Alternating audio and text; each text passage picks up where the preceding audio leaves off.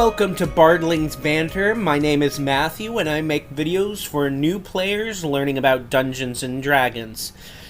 Today we are continuing our discussion of feats, specifically looking at the Charger feat. Before we get started into that, is there any specific D&D questions that you have? Is there an aspect of the game that makes you confused?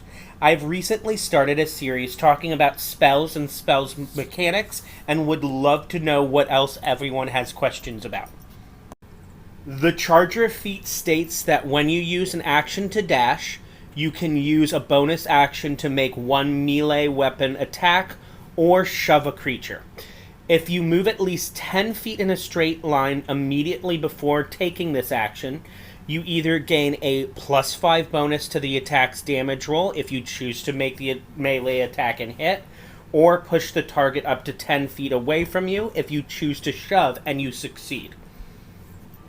Taking a quick moment to go over the shove mechanic, you shove your opponent by making a athletics skill check contested against their athletics or acrobatics skill check.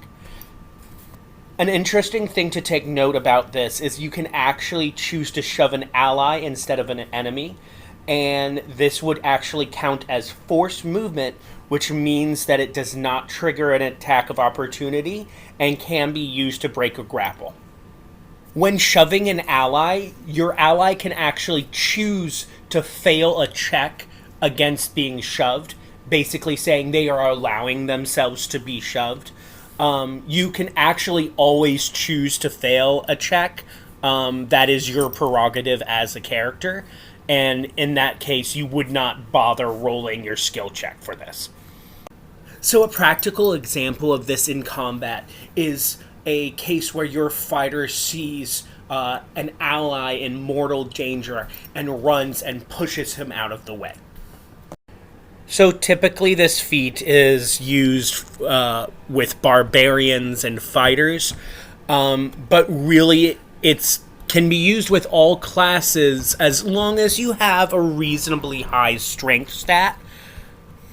So because of this, there could actually be some really cool niche combos that would be really fun to see players come up with.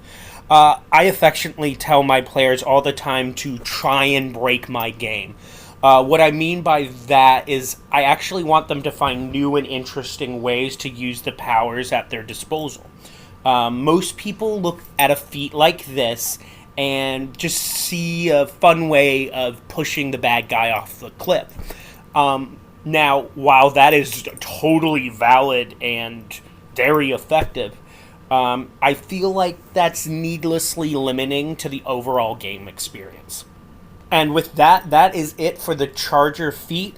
Until next time, I thank you for joining me, and I wish you all 1d10 worth of inspiration.